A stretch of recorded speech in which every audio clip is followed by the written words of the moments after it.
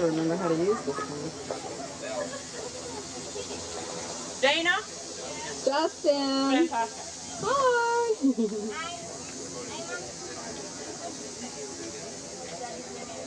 I was just coming to get. Thank you.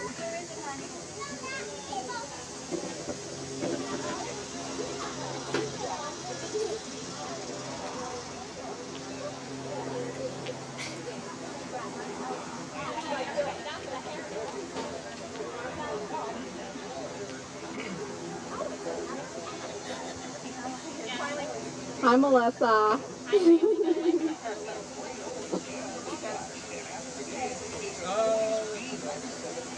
Where'd everybody go? Hello? Emily! Whoa, man! Why is it whenever anybody gets on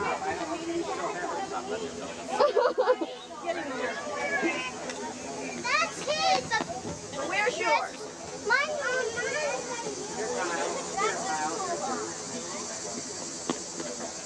Oh, I'm sorry. No, you didn't.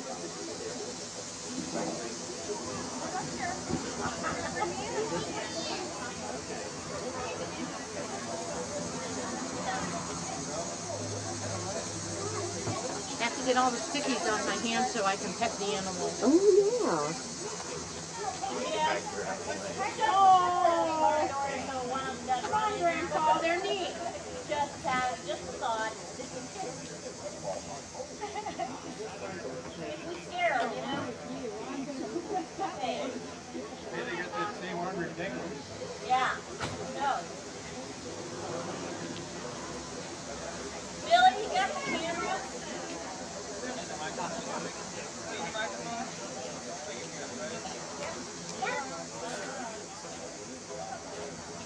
I don't know where it is. I wonder how much sand this thing picks up. The kids out here last year? Alright, what we're going to do, provide the sun stays away, and the concrete doesn't get too hot, is we're going to bring some of the animals, walk them around, and let you touch some of them, let you pet some wild animals. Have you ever touched wild animals before? No? Yeah? A couple of you? Your brother, your sister? Not a wild animal. That's not a wild animal. A wild animal is basically an animal like a skunk or a raccoon or even a squirrel is a wild animal. An animal that is not wild is your brother and your sister, your dog, your cat, maybe a couple birds that you might have in the house. So wild animals have a couple tendencies. They like to bite, and most of them are scared of people. The difference is the animals we have today are used to being around people. They're used to going out, letting people touch them, put their hands on them, but they do get scared sometimes as well, just like your dog or your cat would. So if you're going to make loud noises, you're going to probably scare one of these animals, and when you're touching an animal, if your neighbor next door is making a lot of racket, you might get bit. Okay, so it's real important you tell your neighbor not to make noise when you're touching the animal. Alright? Now these animals are the ones you probably have seen on TV. The kids here probably see the Fox Kids Club. It's on during the time of the cartoons and that after school. So some of these animals you're probably familiar with. You've probably seen them before. Some of them you've probably even seen at the zoo before. But you just have not got an opportunity to see them this close. So that's one of the benefits of getting to see a program like this. By the way, I'm Sean. I thought everybody knew me, but you know, I haven't been here before. I'm Sean Green, and this is Joe Christopher. And Joe was here last year and brought some animals out. And we have some different ones this year. Joe would talk, but she's starting to get laryngitis. So I'm going to talk today. Now, if you are scared of animals, you don't have to touch these. We're not going to make you touch them. We're not going to touch them. No. Here last year. Yeah, I remember. Just so you'll know, listen up.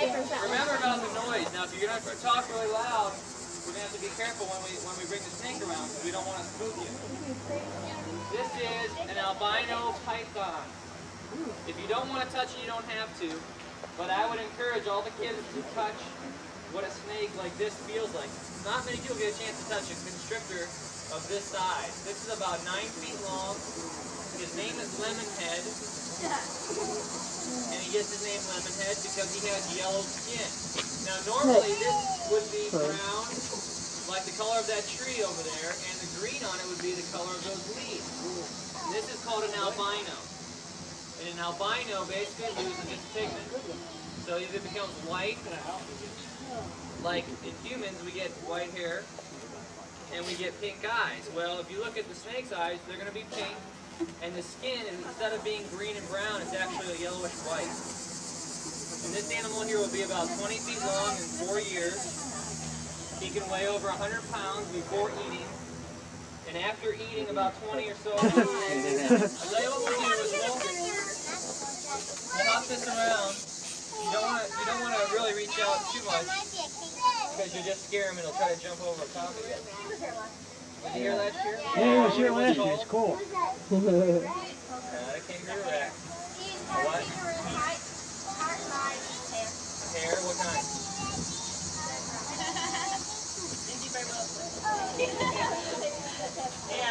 B plus. B plus. It's a what? He looks like 3 things. What are the 3 things he looks like? What 3 animals does he most resemble? A rabbit, kangaroo, a squirrel. Okay, I like to use those 3. I like to use the rabbit because he does look like a rabbit in the face. His head, his ears. However, he's not related to the rabbits. He only has one baby she only has one baby at a time every year. Rabbits have a lot. Don't lick him. Don't wipe anything on him. Don't let anybody else touch him. And if you kiss him, look out. Yeah, nobody else can touch him. Just look at this frog. This is actually a marine toad. And I don't want anybody to touch him because he does have a little bit of a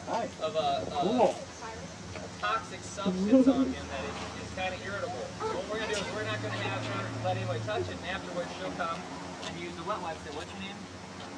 Anna. Anna brought over here so she can wipe her hands off. Now Anna, that's a pretty big toad, isn't it? I'll take that one.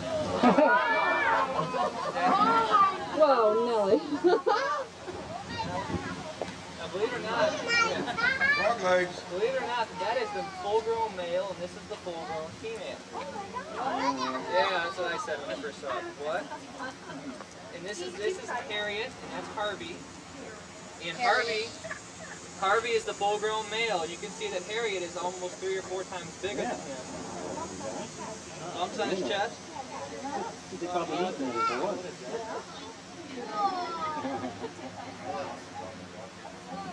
Yeah, see, it's got the same disposition as mine. Yeah. We don't know. Good idea. Everybody else had a good idea. A wart. Oh, why don't I get one? No, you can't get warts from a toad.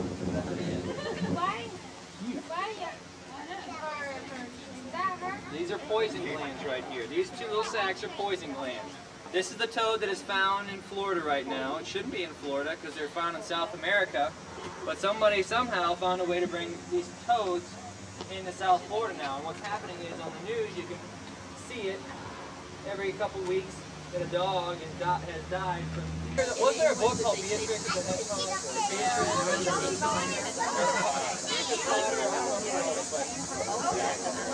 This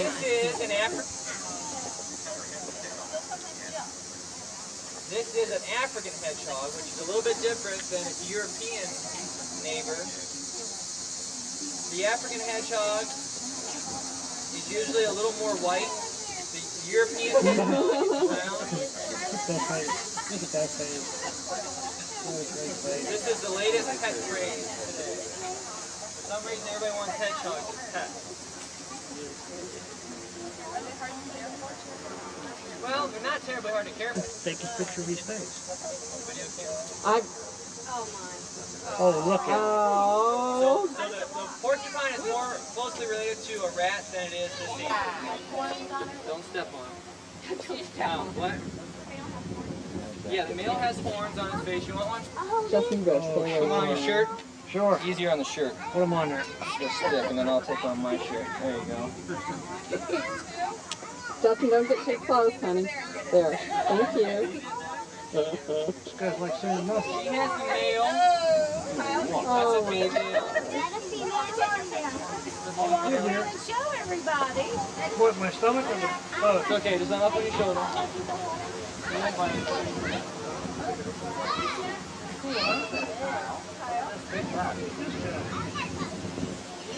You like him? Maybe he'll move what's in your shirt. You want that on your shirt? You see the cocktail? You want that on your shirt? You want him to put it on your shirt. Okay. Stand right up. There you go. Oh, he likes you. He's walking on your shirt. Oh, he likes that man. People call it a shingleback skink, but it is from Australia. It is an animal that looks like it has two heads. But it doesn't really, is that right? It doesn't really, no. But his name is Doubleheader, and he has the illusion, I guess, of having two heads, which would make it very hard to get around if you did have two heads when you're pulling in the opposite direction. But that head is used as a defense, so that if you were looking from back here, that looks just like a head to me. It looks like a pineapple. And to a predator who might want to eat the skink, it looks the same way. Now, if you know about lizards, Oh, he's cool. Yes, here. we'll do a little bit of touching. We'll do a little bit of touching on the back. Just a quick pet. But before you reach, for you kids out there who are thinking kitty, it's not a kitty cat. And then going home. This is an animal You kick the shit out of him and don't let him lay down. very large Are you canine, kidding? very large I've teeth, seen that guy. all his claws. How heavy is that large cat? He's probably about 25 pounds right now. How old? I think he's around 700 from Southeast Asia. If you look at his pattern, and you looked at that albino Burmese python, they both have the similar patterns. When they are, actually, I think it's because of the way the trees and the bark are designed in the rainforest of Southeast How Asia. graceful they are. This cat will get about 50 pounds. There's only 200 left in captivity. Columbus Zoo has 2 of them right now. We don't know how many are left in the wild because it's so thick in the rainforest of Southeast Asia that you can't get an accurate count. And this animal also lives in trees, so it's even harder to look up into the canopy and count clouded leopards. Plus, they camouflage so well, you might walk right underneath one and not know it's there. They live off of monkeys, birds, lizards, almost anything that would come into the tree is fair game for this cat. And one of the most unique things about it, besides the length of the tail and the beautiful tortoise shell pattern, is that they have the largest canines for their body size of any cat in the world.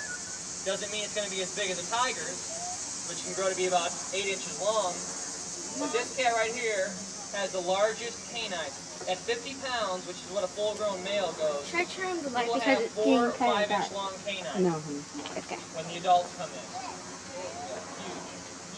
I mean the camera I light. think this is the closest No. link to the prehistoric saber-toothed cats.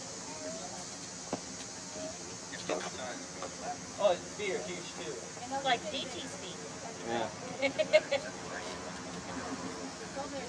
But he's an amazing cat. Maybe they'd let us keep that cat around. This is an animal that is not really classified as a small cat or a large cat. And the crows It's flying kind in of in the trees. between. I'll let Rodney walk around. Now, Rodney is not going to be Rodney. pettable. So if Rodney walks up to you, don't reach down to him. But you get an idea of what a black-footed penguin or a warm-weather penguin. He's very curious. There's about 18 different kinds of penguins. And the majority of them are from warm weather places like South America or South Africa. Rodney. Rodney's gonna go look at the school. Yeah, I think he is. Isn't he beautiful? This is a female black-footed penguin, about 3 years old. If you come out to the Columbus Zoo right now, we have Humboldt penguins. Lessa uses it for catching fish. Go in there, open its mouth, swim on a fish, and grab it. So we have to hand feed him every single day, twice a day. He never learned how to eat by himself. So what a life he gets fed. He gets fed every day. Nope, we got one more. You pretty though? Once Joe gets her legs torn up, then I'll go over there. I'll get my legs. We kind of alternate them.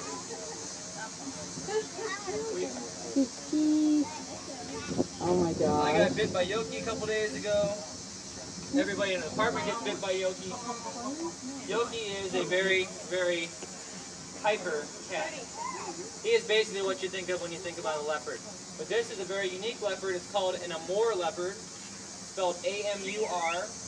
Very little is known about them, or very little is ever said about them because there's so few left in the wild. There's less than probably 125 wild, and all of those are in preserves. They're all protected areas, yet they are still poached within those preserves.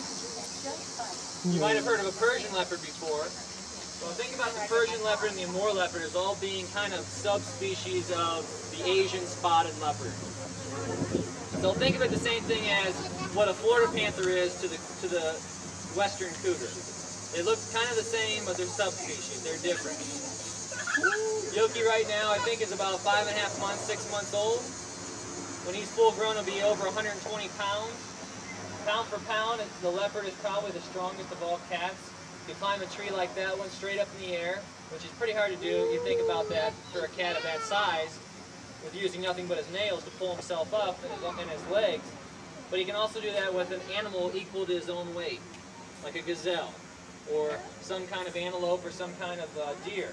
They can take that animal up into a tree and store it there and feed on it.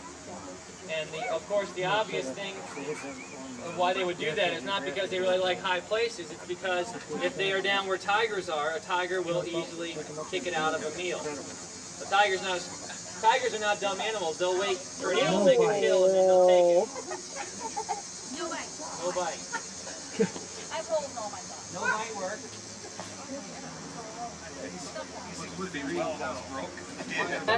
Attack. Yeah, basically he wants to. He hasn't. The good thing about Yoki is he hasn't learned about the fatal blow to the back of your spinal cord. So he hasn't figured that out yet. But when he does, that'll be a little more of a challenge. We did used to work on at about 100 pounds. Very, very, very smart animal. Probably the smartest cat. An animal that would actually, I think, most cats will play with you, leave you alone, play with you, leave you alone, lay down, and then they'll just kind of get into their own world, pay attention to something else, and leave you alone. When we were in with the leopards, especially the full-grown ones, you never can take your eye off them because they're always thinking of a way to get you. They're almost thinking about how they're going to walk around you and get you. So if I take my eyes off and look at you just for about a split second, you're in trouble. I've had cats go up trees before in some of our exhibits. 120 pounds or more leopards go up a tree, and I turned. We were in a glass facing the public who was looking in, and I turned just for a second, and I saw him going up the tree. He never even saw me. I just turned like this, and I got slammed right into the wall. He had jumped right off the log and knew the whole time where I was looking. As soon as I turned my back on him, he was on you. So that's one of the things we learned right away is not to turn your back on any cat. And that's a good reason why they have those spots in the back of their ears, is that it really does work. If they have those on the back of their ears, they're going to look like they're facing that animal. And no predator likes to hunt right at them, except for maybe lions who hunt in prize, and really they just go after them and flush into another lion who's waiting. So solitary animals like this always like to hunt from behind.